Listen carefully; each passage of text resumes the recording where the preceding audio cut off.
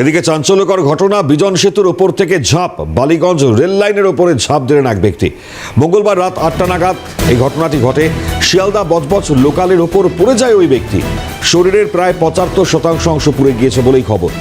বছর 35-এর ভুটান ঘোষ, তিনি কসবার বাসিন্দা, এমনটাই পুলিশ সূত্রে খবর। মদ্যপ অবস্থায় ছিল ওই ব্যক্তি, খবর পুলিশ সূত্রে। গুরুতর জখম অবস্থায় ব্যক্তিকে উদ্ধার করে রেল পুলিশকে ইতিমধ্যে দেওয়া হয় এবং তার চিকিৎসা এই মুহূর্তে চালানো হচ্ছে বলে খবর।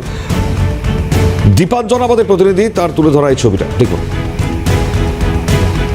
আনুমানিক 35 বছরের এক ব্যক্তি ঠিক রাত 8টা নাগাদ যেখানে দাঁড়িয়ে আছি বিজন সেতুর ওপর, এই বিজন সেতু থেকে ঝাঁপ দেয় একেবারে বালিগঞ্জ ট্রেন লাইনের ওপরে।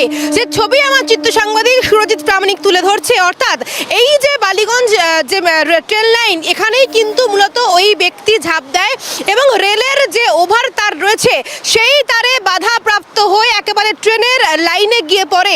ঠিক সেই সময় রেল পুলিশের আধিকারিকরা তাকে উদ্ধার করে ইতিমধ্যেই চিত্তরঞ্জন হাসপাতালে নিয়ে যাওয়া হয়েছে। আপাততভাবে রেল পুলিশ সূত্রে খবর যে ওই ব্যক্তি আনুমানিক 35 বছর বয়স, নাম ঠিকানা বাড়ির পরিবারের সাথে এখনো কিন্তু যোগাযোগ করা যায়নি। শোনা যাচ্ছে যে ইতিমধ্যে কিন্তু চিকিৎসাধীন রয়েছে ওই ব্যক্তি। আপাততভাবে তার পরিচয় জানা যায়নি, সেই পরিচয় জানার জন্যই কিন্তু তদন্ত চালিয়ে নিয়ে যাচ্ছে রেল পুলিশের আধিকারিকরা।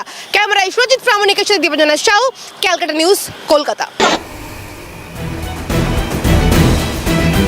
মঙ্গলবার রাত 8টা নাগাদ এই ঘটনাটি ঘটে। একেবারে চাঞ্চল্য ছড়িয়ে পড়ে স্টেশন চত্বরে। দেখতেই পাচ্ছেন, সেই ছবি আপনাদেরকে দেখাচ্ছি।